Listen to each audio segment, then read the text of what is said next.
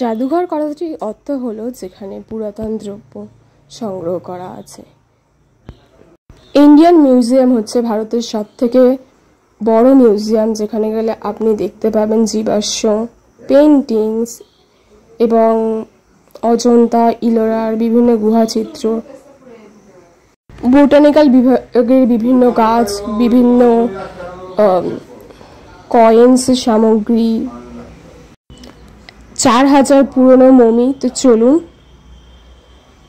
পুরো জাদুঘরের ট্যুরটা তোমাদের সাথে শেয়ার করি।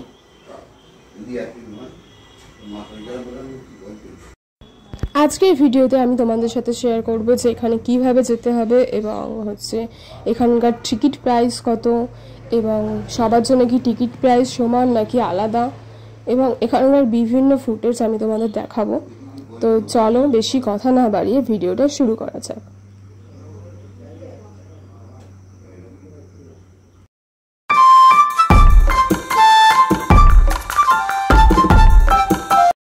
হে guys, welcome to my channel. তো আজকে আমরা যাচ্ছি ইন্ডিয়ান মিউজিয়াম, মানে কলকাতা জাদুঘরে। তো হচ্ছে কিনা চলো দেখা যাক কি আছে ওখানে। এখানে ল্যাপটপ এবং ট্যাবলেট পুরোপুরি নিষিদ্ধ, এবং এখানে বিদেশিদের জন্য 500 টাকা, সবার জন্য 75 টাকা, এবং বাচ্চাদের জন্য 20 টাকা, এবং আপনি যদি ভিডিও ক্যামেরা করতে চান তাহলে 5900 টাকা, এবং আপনি যদি স্টিল ক্যামেরার ফটো তুলতে চান তাহলে হচ্ছে কিনা 59 টাকা। এবং একটা কথা বলে রাখি যে এখানে কিন্তু সোমবার বন্ধ থাকে পুরোপুরিভাবে, এবং আপনি যদি শুধুমাত্র ক্যামেরার পারমিশন করে ভিডিও করতে চান তাহলে কিন্তু আপনার ফাইন নেবে 10,000 টাকা। তো এখানে সকাল 10টা থেকে খোলা থাকে এবং হচ্ছে 6টার মধ্যে বেরিয়ে যেতে হবে, এবং সোমবারে অবভিয়াসলি বন্ধ থাকে। এবং ঠিক পাশে আছে ব্যাগেজ এরিয়া, যেখানে আপনি আপনার ব্যাগ রাখতে পারবেন। তো প্রথমেই আমি চলে এসেছি আদিম মানুষদের সংগ্রহশালা, বা বিভিন্ন আগেকার দিনের তিমি মাছ বা ডাইনোসর, সেখানকার হচ্ছে কিনা যে এগুলো আছে সেগুলো আমি জাস্ট ভিডিও করে দেখাচ্ছি। এবং এগুলো কিন্তু কিছু নকল আছে, কিছু আসল আছে, ম্যাক্সিমামটাই নকল।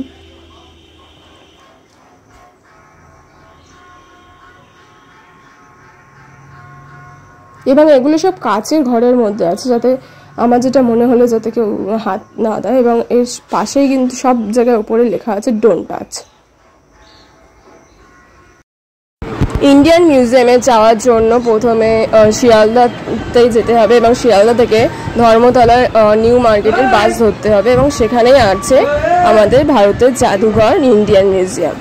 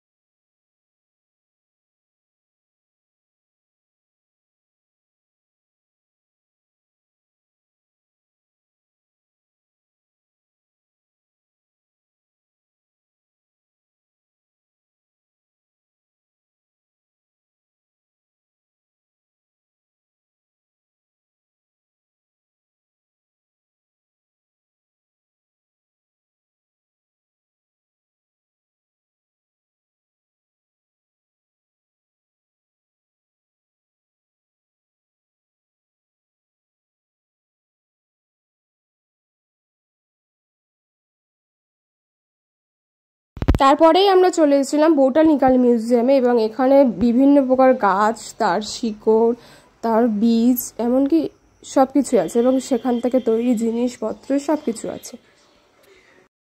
এই যেগুলো দেখতে পাচ্ছেন এগুলো হচ্ছে কিনা বিভিন্ন গাছের বীজ, এরা সংগ্রহ করে রেখেছে আর কি।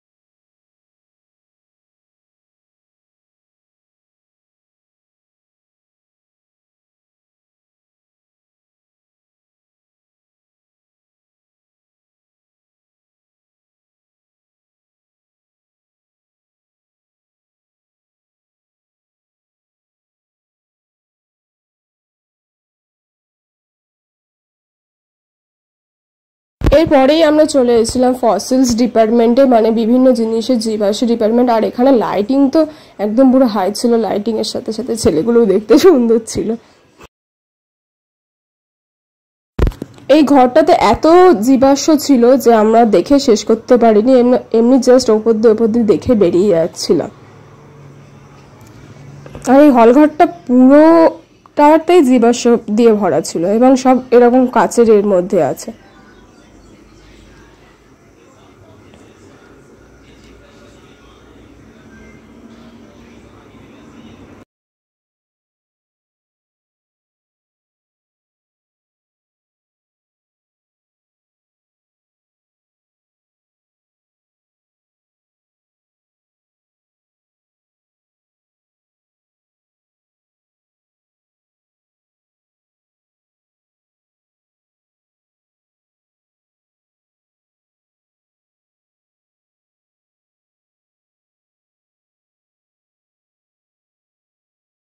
এরপরেই আমরা চলে এসেছিলাম কীট পতঙ্গের ডিপার্টমেন্টে, মানে যে কীট পতঙ্গগুলো আমরা দেখতে পাই সেগুলো। তো এগুলোর ছবিগুলো খুবই সুন্দর ছিল এবং খুবই সুন্দর ছিল। না না না না, পিউ কীট পতঙ্গ না। তারপরে আমরা চলে এসেছিলাম বিভিন্ন পাখিদের সংগ্রহশালাতে, এবং একটা কথা বলে রাখি, এগুলো জাস্ট আমি স্টিল পিকচারই তুলেছি, কারণ যদি ধরতে পারে তাহলে আমাকে হচ্ছে কিনা 10,000 টাকা ফাইন দিতে হবে।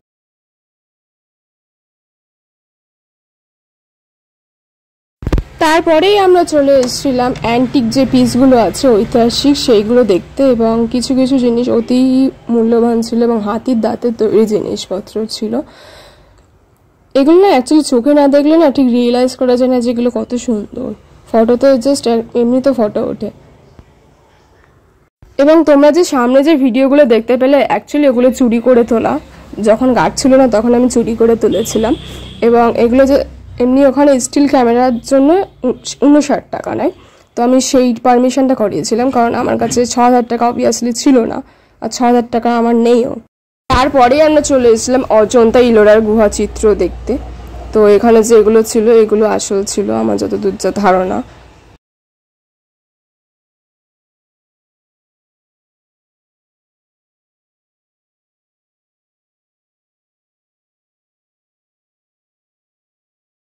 এবং এই যে পিকচারটা আছে এখানে ছবি তোলা নিষেধ ছিল।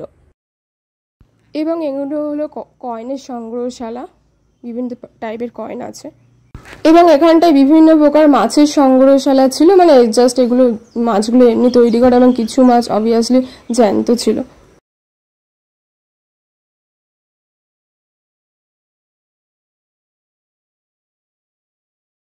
এবং এই যে মাছগুলো আছে এগুলো আসল মাছ, এগুলো প্রিজার্ভেশন করে রাখা আছে।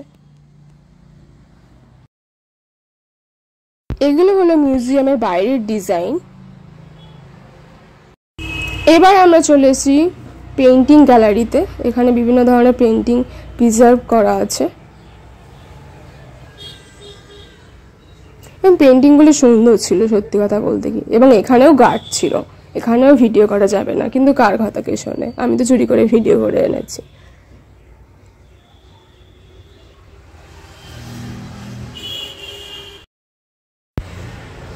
এবং যে মমির যে ঘরটা ছিল, যেখানে হচ্ছে 4,000 বছর পুরনো মমি ছিল, সেই ঘরটাতে দুটো বিএসএফ বসেছিল, একটা গার্ড বসেছিল একটা ছোট একটা ঘরের মধ্যে। তো সেখানে আমরা অবভিয়াসলি ভিডিও করতে সাহস পাইনি, নাহলে আমাদের ধরে মার দিত। তো এটাই আর কি। তো গাইস, আজকের ব্লগটা এই পর্যন্তই ছিল। আশা করছি তোমাদের ব্লগটা ভালো লেগেছে এবং দেখা হচ্ছে নেক্সট ব্লগে। বাই।